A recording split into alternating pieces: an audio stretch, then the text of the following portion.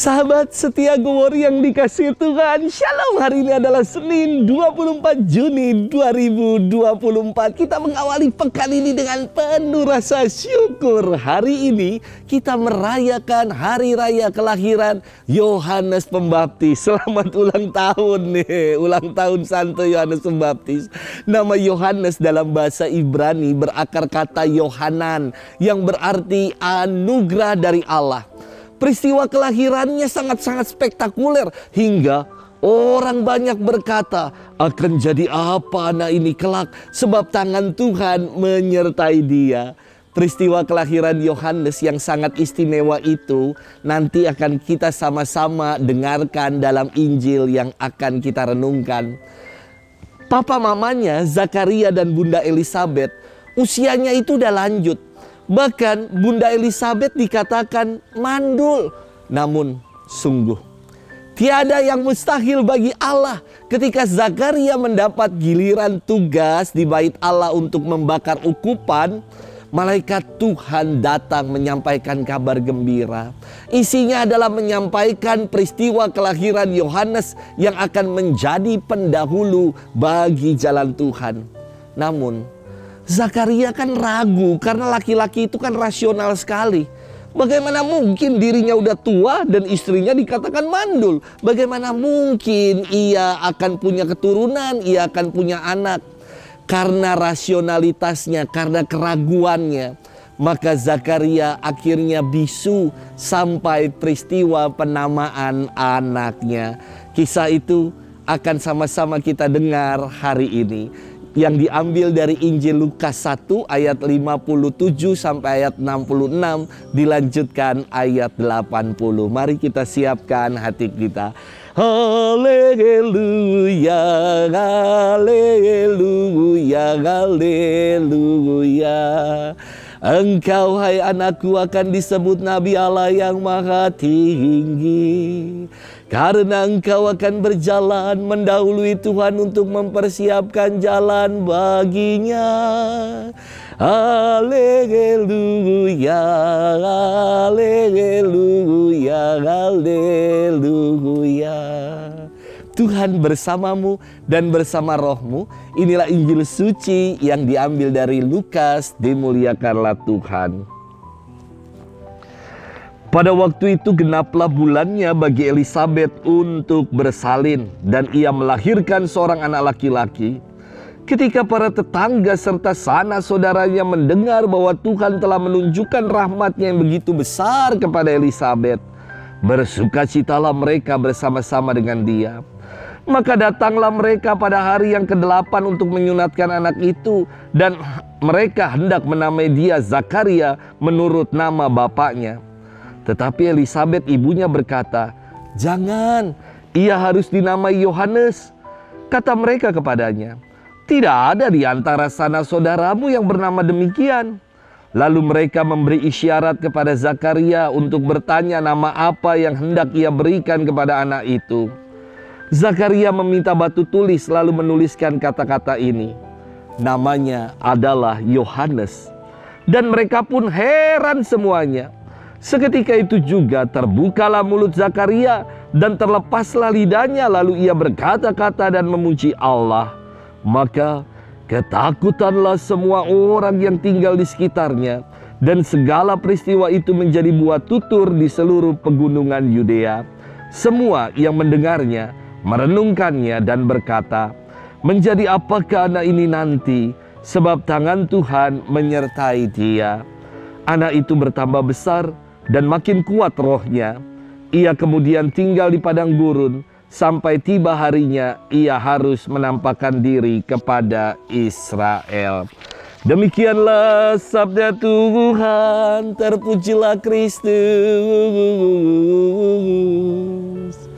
Sahabat setia Gowor yang dikasihi Tuhan, Shalom. Saya sungguh-sungguh meyakini bahwa setiap peristiwa kelahiran adalah peristiwa ajaib Tuhan. Saya ketika tugas di Papua bermisi di sana, pernah suatu sore didatangi sama seorang bapak yang Sambil ngos-ngosan, bapak ini dia bilang kepada saya, "Pater, tolong kau datang ke rumah, Pater. Tolong. Mama sedang mau bersalin. Kau bantu doa, Pater." Saya bergegas datang ke rumah bapak itu.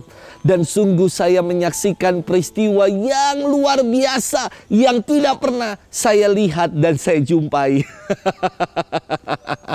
Jadi saya baru tahu kalau orang di kampung, di Bomomani mau melahirkan, itu cara melahirkannya adalah sangat sederhana. Mama itu akan berdiri setengah menjongkok, setengah jongkok. Lalu bapak itu pegang itu mama. Wah, saya pun ikut berdiri di atas. Dan ada satu mama yang jongkok dari bawah. Mama ini biasa membantu mama-mama yang sedang bersalin. Dia nungguin di bawah. Saya tidak berani di bawah. Karena waduh, itu udah banyak darah dan air. Waduh, melihat peristiwa itu sungguh-sungguh sangat mencekam sekali buat saya. Saya diminta untuk mendoakan. Dan mama ini berteriak-teriak, sakit. Sambil itu mama menjambak-jambak rambut itu bapak. Saya menyaksikan peristiwa itu. Saya saja merem aja berupaya doa dengan kusuk. Puji Tuhan, akhirnya anaknya ini keluar juga. Anak ini menangis. Dan segera mama yang membantu itu memotong. Dan memotong tali pusarnya itu, memotong ari-arinya itu adalah dengan silet. Sungguh sangat mengerikan sekali. Lalu saya ketika sudah selesai, mama yang baru saja bersalin ini dia bertanya kepada saya begini, "Pater, tolong kau beri nama ini anak mama." Saya panik sekali. Saya lihat, oh ini anaknya ternyata perempuan. Karena saya panik, langsung ditembak, "Pater, kau beri nama ini anak mama." Langsung secara spontan saya katakan, "Mama, nama anak ini Kristofora. Karena Pater namanya Kristoforus." Sahabat setia Gowor yang dikasihi Tuhan, kelahiran Yohanes Pembaptis yang kita rayakan hari ini adalah peristiwa besar dalam gereja. Tidak semua pribadi kudus dirayakan hari kelahirannya oleh gereja. Saya kira hanya Tuhan Yesus, Bunda Maria, dan Yohanes Pembaptis yang dirayakan hari kelahirannya. Karena tiga pribadi ini adalah pribadi-pribadi yang istimewa.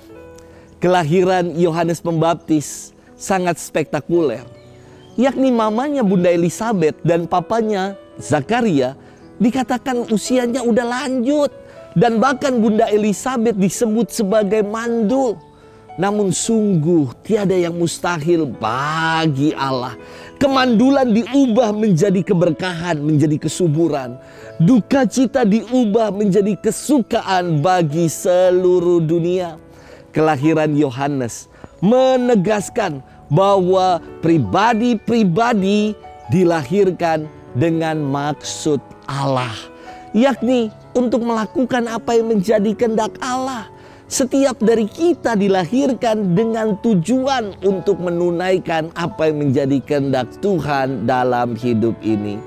Kita lupa kadang-kadang untuk bersyukur atas hidup yang telah Allah karuniakan ini.